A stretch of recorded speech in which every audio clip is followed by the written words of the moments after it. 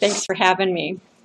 So it's kind of funny where this week when we're talking about critiquing research literature, that's actually, I teach research in the MSN program, and that's what they had to do this week. So it's kind of fitting that it tied in on the same week. So we know that we need to look at the literature whenever we want to do research or EBP or QI projects. But it's like we have to look at it a little deeper than looking at the abstract and the discussion. You kind of have to go to the middle and really critique how that research is. And so for evidence-based practice, of course, we want the best evidence. And the only way to know that is to critique the research. And so I'm just going to kind of take you through some processes that you can do to critique the literature and kind of go from there. There's a lot of questions that you ask yourself. So, and there's a lot of different resources that you can use to be able to do a critical appraisal. So I'm going to talk about why we need to do it and then some different approaches that you can take to do this. So why do we need to do it? Well, we already talked about that the research literature provides evidence to guide nursing practice, and we know we want the best evidence. And if we don't critique it, we may actually affect our patient outcomes because maybe the study wasn't really a good, rigorous study, and you may not have the same outcomes that they had in their study. So you have to really critique it. The other thing is that there's an assumption that printed words in a journal, nursing journal, medical journal, wherever, are absolutely true. And there's a lot of different statistics out there that a lot of the published research articles are actually not very good articles, even up to like 99% sometimes. So they're not all scientifically sound, so you really have to evaluate what they reported out in the article. And it so happens that most journals, if they have really interesting results, they're more likely to publish them, and they'll be published in the English language, which whenever we do our search criteria, that's what we're looking for is English language. And so because there's more apt to be published, we may not get sound studies. Maybe their population was only 20 when you really needed a larger population to really prove that statistical significance. So what is a critical appraisal? And so that's really the first step in transferring that research knowledge into practice. And so with doing a critical appraisal, it's actually a process of carefully and systematically assessing the outcome of the scientific research. And we need to judge that its trustworthiness, we need to judge its value and its relevance to whatever that we're doing in practice. So the first step, it's kind of looking at weighing the evidence to see how useful it is to make, because it's up to you to make the decision whether you want to use it in practice or not. And then it's a balanced assessment of, because not all articles are completely strong all the way through, so you kind of have to balance out the benefits and the strengths of that study against its flaws and its weaknesses. And of course, if there's more benefits from it, then more likely you would want to go with that. If there's more flaws and weaknesses, then maybe it's not a good study to use. And so it kind of looks at how the study was conducted, and it really examines the factors of validity, reliability, and relevance. And so it looks at that research process in more detail and what the results of that was. And so it's not always easy to just go out and just do a critical appraisal if you haven't done one before. And it takes practice. So there's a lot of different tools out there to help the more novice appraisers to be able to critique that research. But you have to do it and practice at it to really get good at it. So how do you appraise it? Well, you kind of start out by really having some healthy skepticism in looking at the article. Don't think it's all going to be fact and very true. And so you kind of have to use your common sense. And it's just kind of a judgment. Does this make sense to me or does it not? And you don't have to be a statistical expert. I know a lot of people usually avoid that section of the article, and they kind of look for the discussion saying what was their outcomes from the research. But as long as you know what is statistically significant with a p-value that is going to be less than whatever they set it as, that's all you need to know when you're looking at all those numbers, is if it's statistically significant or not. There's a lot of checklists out there, and I can show you some towards the end of this presentation that will really help you focus on the different aspects of the article. And it's there's some of them where you kind of rate them. There's some of them where it's just a checkbox kind of thing. Yes, it did. Yes, it didn't. But there's a checklist for each type of research. So you'd have one for systematic reviews with meta-analysis. You'd have one for quantitative research. You'd have one for qualitative research. And in fact, in quantitative research, it would even break it down to whether it's a random control trial or if it's a correlational study. So there's different ones that you can use for that. And it will help you decide if that research is valid and relevant. So no matter which way you do it, by doing it on your own and just kind of asking yourself questions as you go through or using the checklist, it's up to you to decide whether it's going to be valid and relevant. So in order to actually critically appraise the article, we really have to think about the structure. And I'm sure all of you have gone through research articles and have seen that all of them are usually in this same format, in that MRAD format. And so there's different things that we want to look at different parts of it. With the introduction section, we're looking at the background because that's really introducing the problem. We want to look at the review of the literature because it'll have the purpose or aim statement. Some of them might have research questions instead of a purpose or aim. But the majority of them will have a purpose or an aim statement. The methodology section, you want to look at different aspects of it, whether it's quantitative or qualitative. What was the research design, if it's quantitative, what the tradition is, if it's qualitative, what the sample was, where was the setting, what measures did they use to evaluate the outcomes? Did they use some kind of instrument? Was that instrument reliable and valid? Along with how did they collect the data? And all those pieces kind of fit together into the methodology. And I'll go through them in a little more detail in a moment. The results were really looking at the data analysis.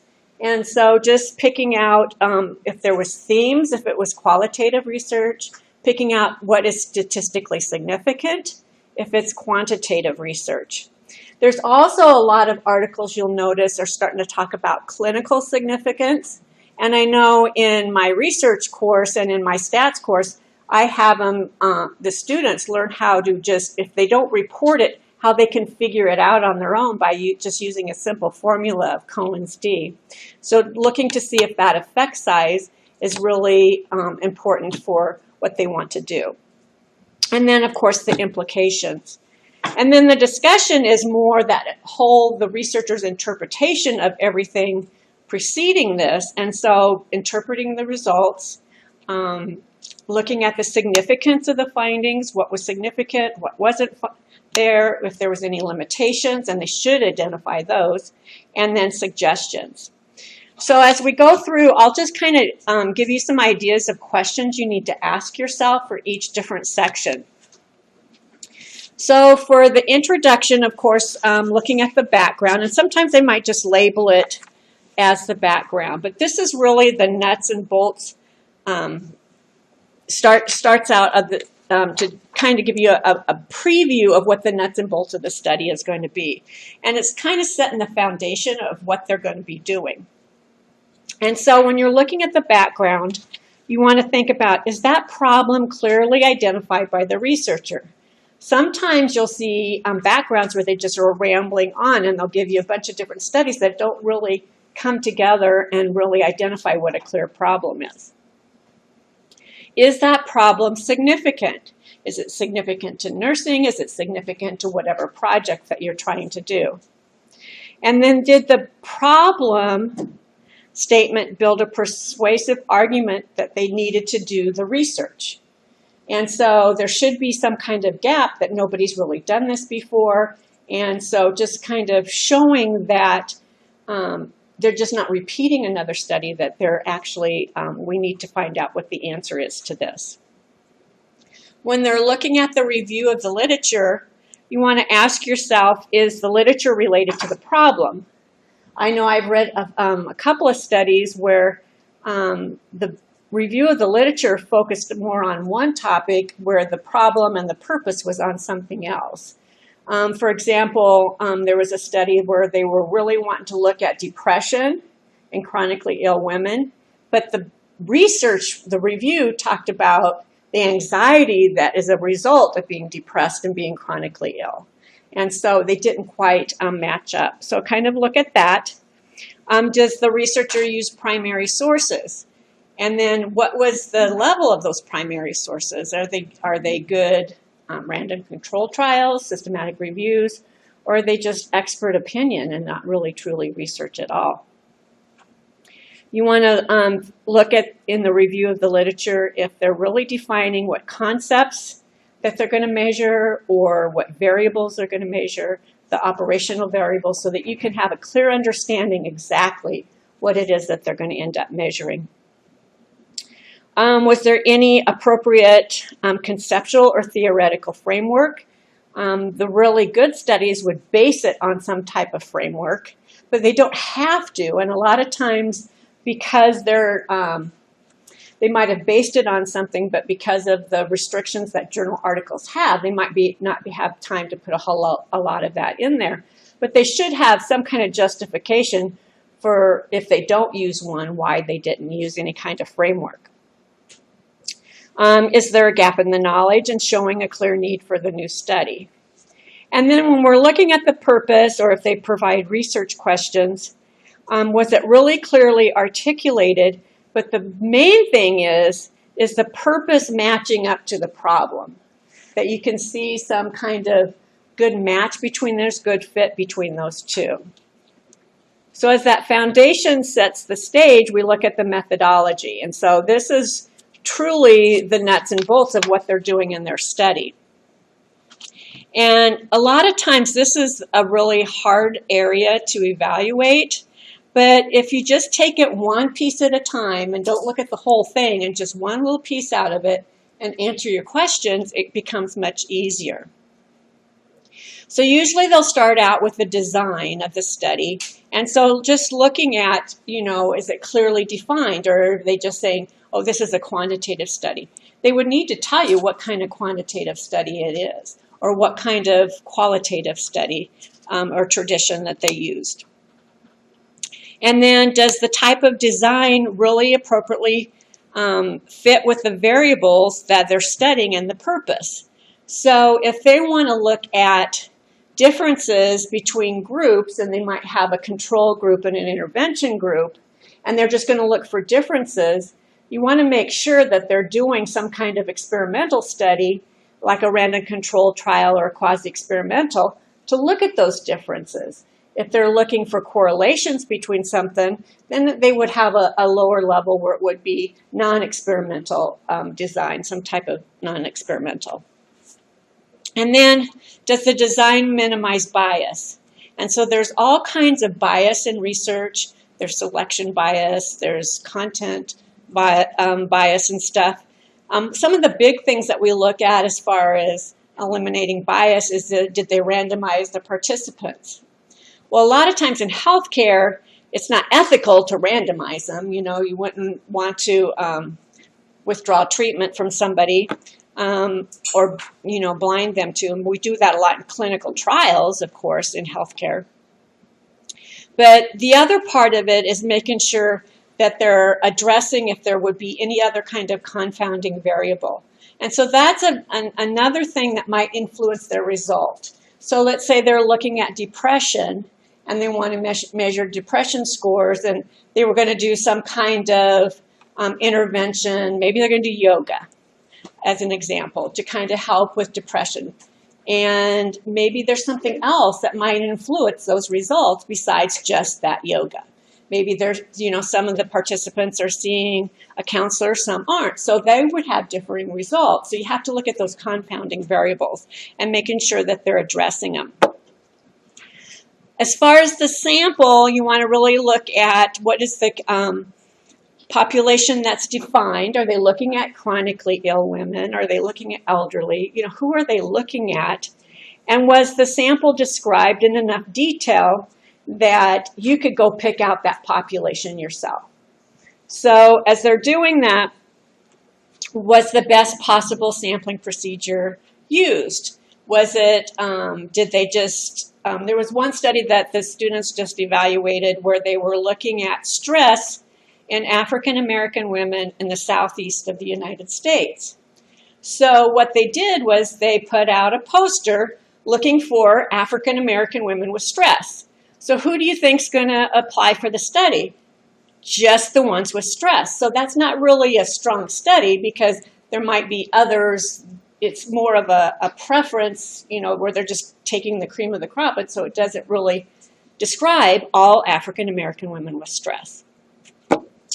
Was there inclusion and exclusion criteria provided? And so that should be really clearly defined in those studies.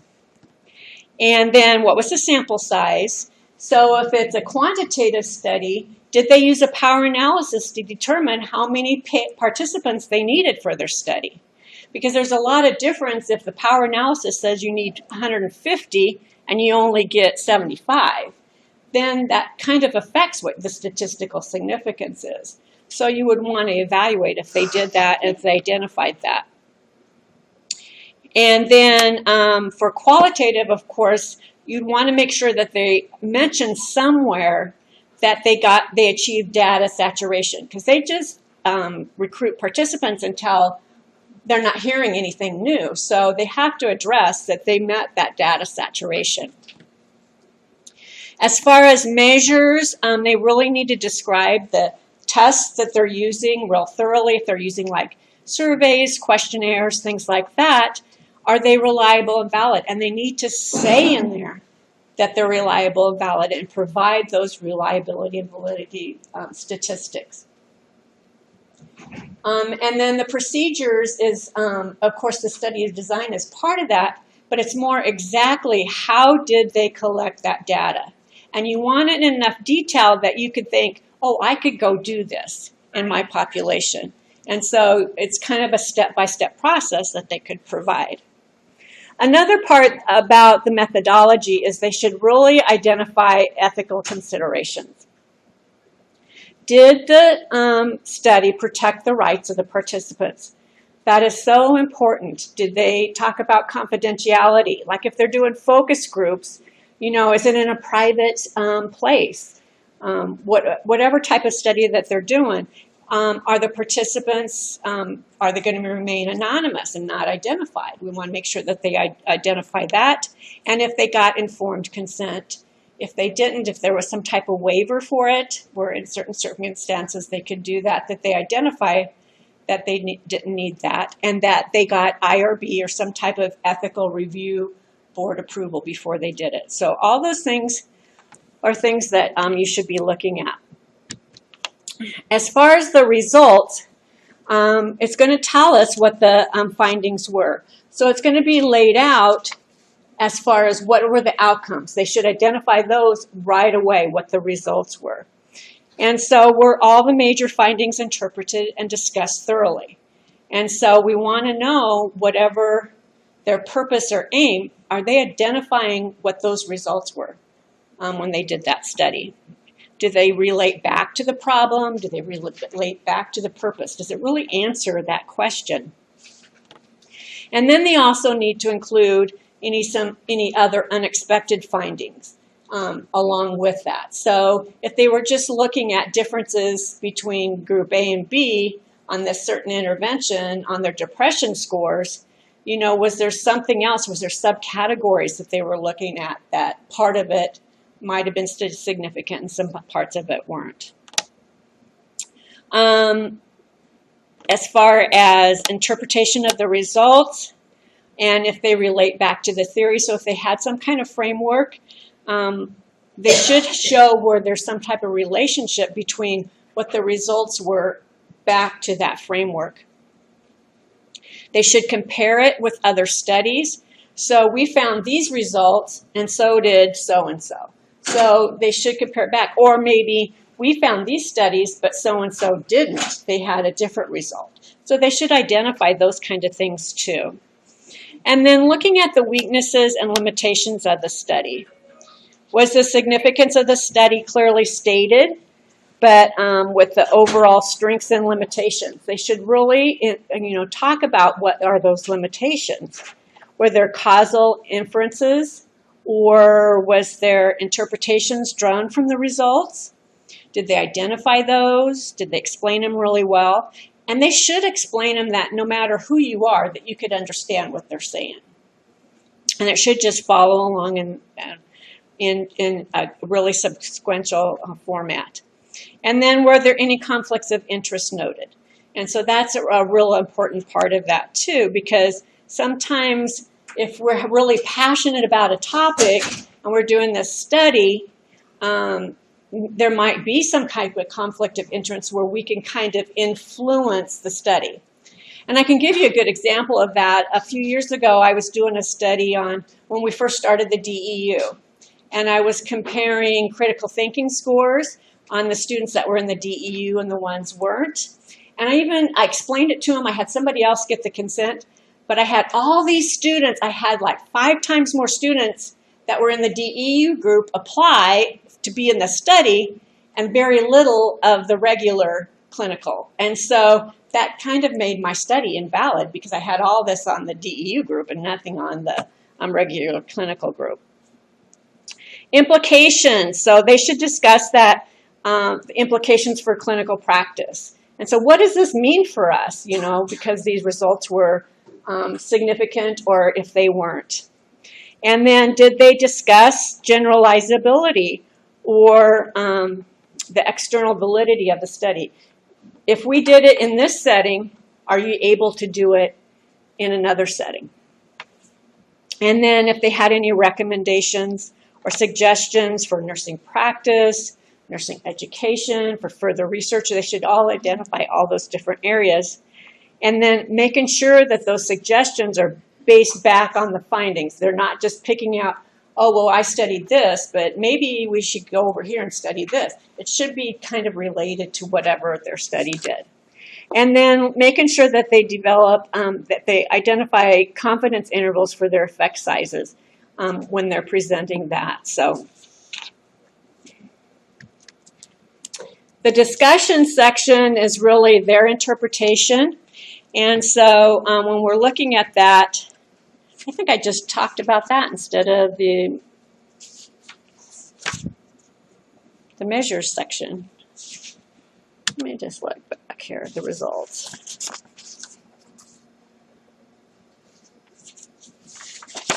Oh, looks like I skipped a page.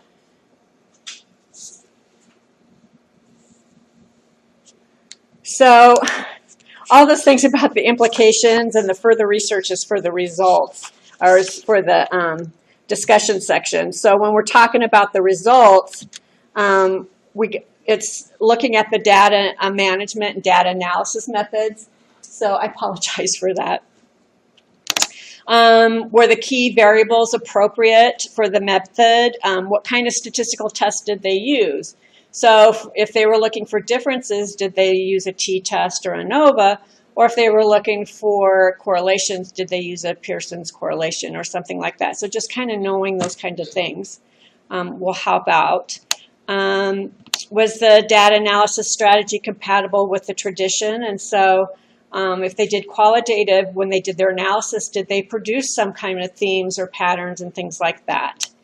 When we're looking at the findings, we want to make sure that they're describing the sample population. So, it's more descriptive statistics of if they're looking at males, females, ethnic groups, and things like that, educational background, maybe their financial status, that they provide all that in a table or a graph so that you know exactly what their population looked like.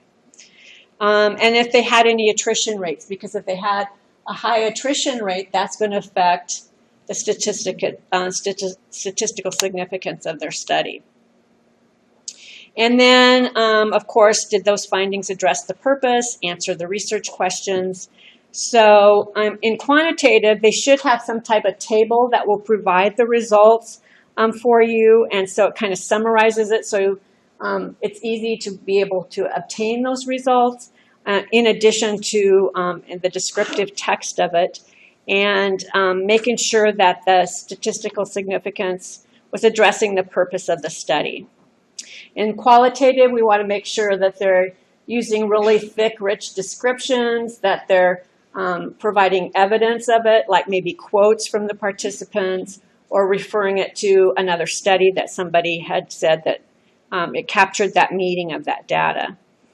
And then when just looking at those results, making sure that they really answer that clinical question, and can it be applied to your setting. And when you're looking at the sample and they have that table of the sample, you know, maybe their sample won't compare to what your sample will be. And so you kind of have to look at that to see if it's going to really apply for your study. So how do you go about doing it? So the first step is making sure that we take this article and determine the appropriateness for the project. And so there's a few things that we can look at that I'll talk about in a minute. And then just go through and just read the entire article first. And when you're just reading it, don't look at all the details of it. Just kind of read it through completely. Look at how well it's organized and presented. You know, is it understandable? Does it flow really well? Are they writing it to where you can understand all the words, or do you have to get the dictionary out and look up half of the words in there? And so just kind of thinking about that as you're going through the article. And as you're doing that, identify if there's any terminology that you don't know. So if you tend to shy away from different statistical analysis, just as you're reading through it and they say they used a chi-square, just circle it if you don't remember what it is, because you could always go look it up on Google anywhere and they could tell you what it is, and then you'll know if it's appropriate or not. Or if there's variables that they're talking about that you're not quite familiar with. So just kind of circle those things as you're going through and identify what you don't know, and then you can always look that up. Then the second time is where you do this real thorough second reading. And so that's where you're going through each step of that process, looking at the introduction, the methods, all the different sections, and just kind of highlight each step as you go. So there's the main categories under each one of them, and just kind of, sometimes I put numbers on them as I'm going through. And then you can write notes or questions in the margins. So if they said, you know, that they were going to do this kind of process in obtaining the data, and I didn't quite understand what they meant by this process, maybe it was, you know, named after somebody, I would go look it up to see what it was. And I could write notes or questions and then circle some key points that I know that yes, they did this, or maybe they didn't, and there'd be a question mark of it. And then you need to really think about evaluating the rigor of the study. So thinking about if it's quantitative, if it's reliable and valid, if it's qualitative, if it's trustworthy. And then, of course, you're going to have to make a decision. Is this appropriate for my patient population? Am I going to be able to apply this to my clinical practice or not? And so sometimes it's not so much that, you know, you want to throw every article out, because there might be some pieces of it that you can use in practice. So appropriateness is one of the first things that you want to make sure that the article is appropriate. So you might have your PICO question or your research question that you're going to do. And so just looking at the title isn't always going to help you identify if that study is appropriate. And I can give you a good example from my students, where their PICO question was, in hospitalized nurses, how does the use of a daily huddle with a daily visual management board improve communication? And so they were having a hard time finding really good articles. Well, one of the articles that ended up coming up was using Gemba boards to facilitate evidence-based practice in critical care. Now, does that title sound like that's going to answer the question? I mean, what's a GIMBA board, right? A GIMBA board is actually a visual management board. And what they were looking at was communication in the critical care unit. So it applied, but you could never tell it by looking at the title. Another one was using personalized care boards for communicating safe patient handling and mobility status in acute care, lessons learned using some type of model. Now, doesn't that sound like that would apply for their question? I mean, they're talking about communication, they're talking about the boards and things, but it didn't. It was not even a board, it was a piece of paper that they ended up using as the tool. So kind of thinking about the title. The abstract is really where you're going to look to see if it's appropriate or not. And the abstract, some abstracts are really written poorly, where you can't tell by reading the abstract if it's going to apply to your project or not. Because they should use a summary of, what is the problem, what is the purpose, what was the design, and they should have all that just in very minimal detail to tell you, is this going to apply to whatever question you're wanting to answer. The other part of if it's appropriate is looking at the level of evidence.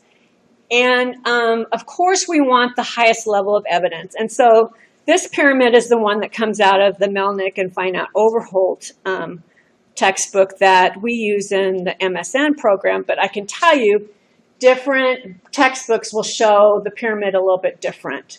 And so you just have to decide on which one you're going to use. But sometimes, depending on what you're looking at, you may not be able to find anything or want to do anything with single random control trials or quasi-experimental because it might not be ethical. So you might end up being down at that level 4 with those non-experimental studies. But of course, you try for the best, and you really don't want to find everything that's clear down in the expert opinion. And I know I've had some students that it's so hard to find that good research on whatever topic they're looking at, and it ends up being a lot of expert opinion. Luckily, recently they've moved EBP articles and QI projects up a little bit, so that gets little kudos there.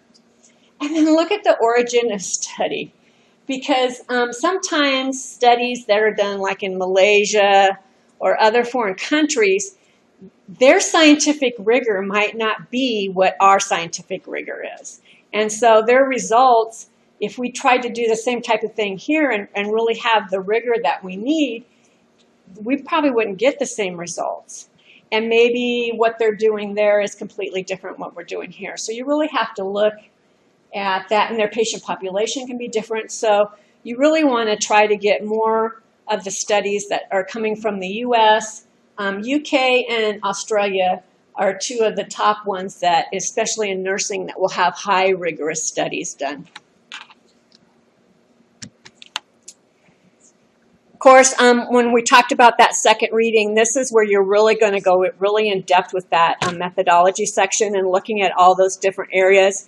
And so I just put this slide up here so that those are the areas that you really want to look at the methodology, so that you'd have this slide to look at when you're going through your studies. And then rigor. So for rigor for quantitative studies, we're looking at reliability and validity. So basically we're looking at, for reliability, I mean, are we going to be able to transfer this study into our population? So is it transferable over? And validity, we're looking more at, is it really accurate? Is it really true? And so we kind of look at those things. There's also, with validity, we can look at internal validity and external validity. So internal validity is more looking at the procedures really caused the outcome of that study. So everything that they did, it makes sense that this could possibly be their outcome. Where external is more where they're, if they can be generalized to the population, that what their findings were could be done that way. When we're looking at qualitative studies, we look at 4 different areas of trustworthiness. And they're basically just broken out in 4 different areas, and they still fall kind of under reliability and validity. Because credibility, I mean, it's truth and accuracy in the research. So that kind of sounds like reliability with that. Transferability kind of goes along with generalizability. Can we transfer whatever this study procedures over into a different population? And then dependability, so that kind of refers to reliability. It also kind of goes along with can we transfer this study over? Is it dependable enough that they have enough procedures described out?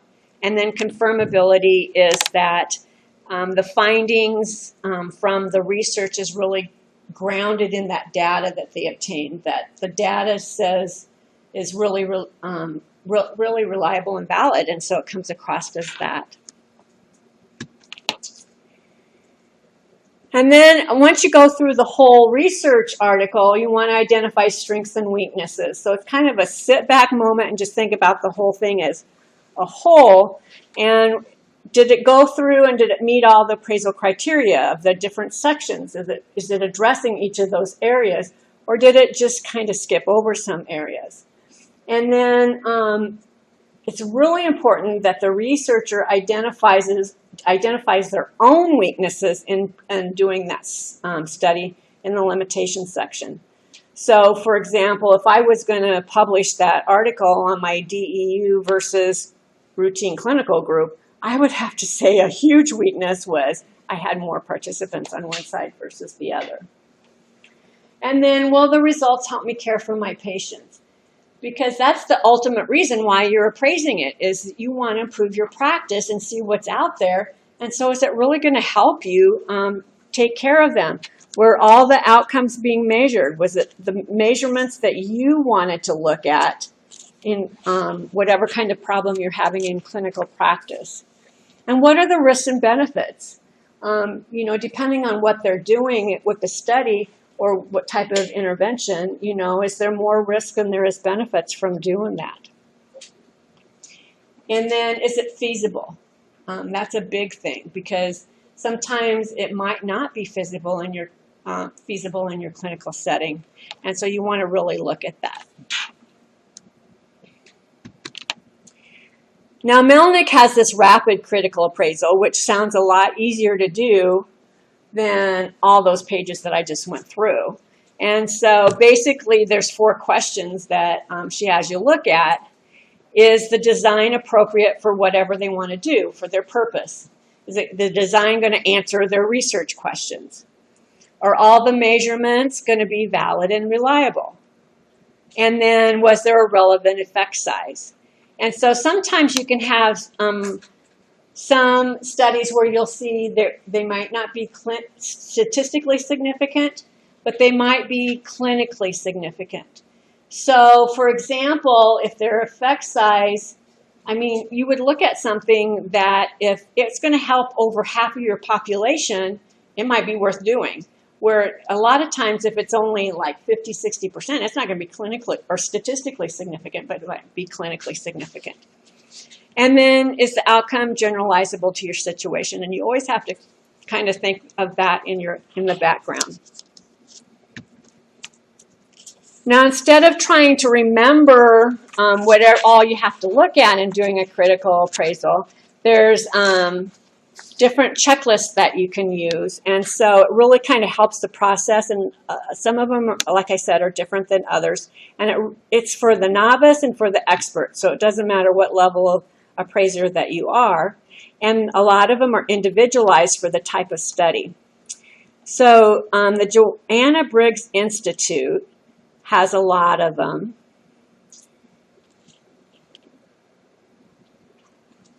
And so they separate them out with these tools. And let's just look at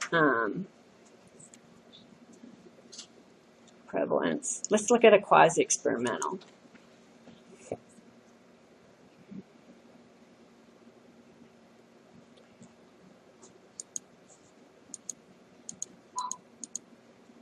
And so it basically goes over all those questions that I was asking you And you can just say yes or no if it's unclear or if it wasn't applicable for this study. And they have all these different questions that you just can go through. And then if there's any other comments that you want to make at the end of that. So they can go through with that. And so they explain some of the what you can look at for some of these studies. So using this example. So they have examples there for you. The critical, and Joanna Briggs is actually out of Australia, where the Critical Appraisal Skills Program, the CAS program, is out of the UK. And they have a lot of them too.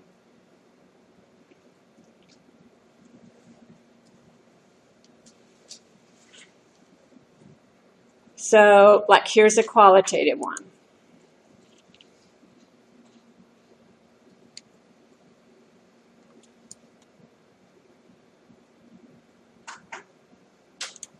And so it uses just a little bit of a different format, but it has these, you know, things to think about when you're evaluating. Is it yes? Is it no? Or you can't really tell. And sometimes you can't really tell. And so I kind of like these because they do kind of have a hint other than just an example that you could use. Is it worth continuing? Yeah. So they're a little bit longer.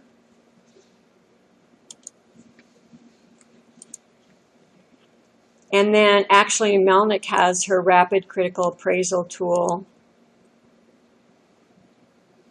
out there on the web. So this one is looking at clinical practice guidelines. So if you're looking at guidelines, so they have them for different types of research and for guidelines, and so you can go through.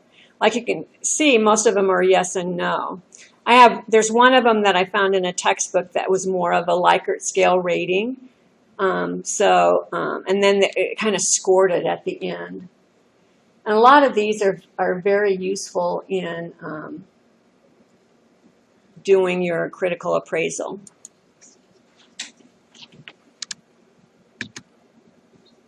And that's all I have. Any questions? Will your handouts be available on the Mm-hmm. website?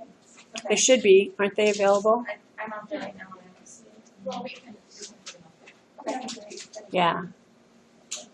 And then I'll have the links for those checklists. So.